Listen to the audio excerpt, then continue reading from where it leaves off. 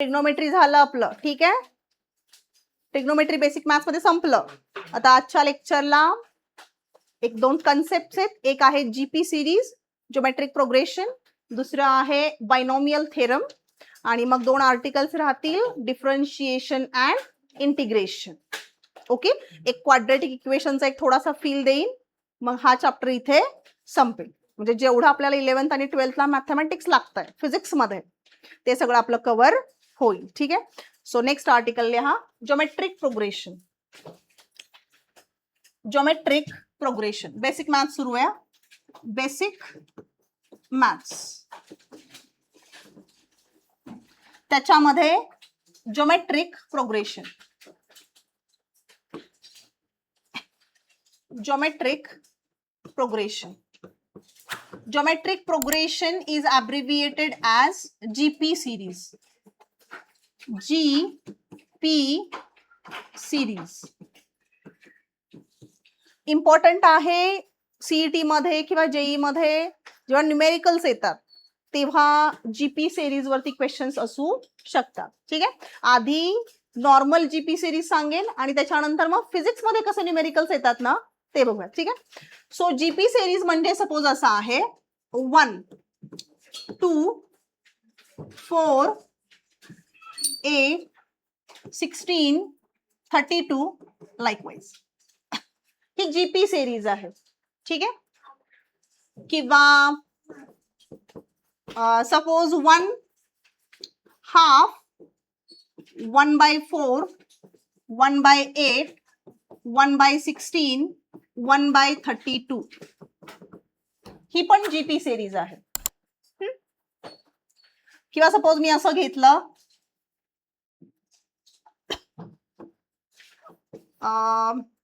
-1 half -1/4 1/8 -1/16 and so on. ह्या सगळ्या GP series आहेत. जीपी सिरीज मध्ये कॉमन मल्टिप्लिकेशन फॅक्टर असतो. जीपी सिरीज मध्ये काय असतं, there is common multiplicative factor और मल्टिप्लिकेशन फॅक्टर. मल्टिप्लिकेशन फॅक्टर त्यालाच बोलतात कॉमन रेशो. त्याला काय म्हणायचं, कॉमन रेशो. तो जो कॉमन मल्टिप्लिकेशन फॅक्टर असतो ना त्यालाच कॉमन रेशो बोलतात, CR कॉमन रेशो. आता इकडे बघा, इथे जर मी 1 ला 2 न मल्टिप्लाय केलं, 2 न मल्टिप्लाय केलं, सो 1 2 जा 2 2 2 जा 4 4 2 जा 8 8 2 जा 16. म्हणजे याच्यामध्ये जो कॉमन मल्टिप्लिकेटिव्ह फॅक्टर आहे तो किती आहे बोला, 2. तोच याचा कॉमन रेशो झाला. म्हणजे या सिरीजचा जो कॉमन रेशो आहे तो काय असणार आहे, 2. इथे बघा 1 ला जर मी हाफ न मल्टिप्लाय केलं तर किती येणार आहे, हाफ. हाफ ला मी हाफ न मल्टिप्लाय केलं तर किती येणार आहे, 1/4. 1/4 ला मी हाफ न मल्टिप्लाय केल्यानंतर 1/8. सो याच्यामध्ये जो कॉमन रेशो आहे तो कॉमन रेशो काय असणार आहे, हाफ. ठीक आहे. सपोज आता हे आहे, जर मी याला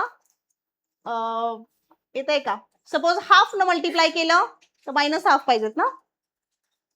एक मिनिट, साइन मध्ये थोडासा गोंधळ झाला इथे. साइन मध्ये बघा रे, थांबा. 1 -हाफ प्लस मायनस असं घ्या. ठीक आहे. साइन मध्ये गोंधळ झाला थोडासा.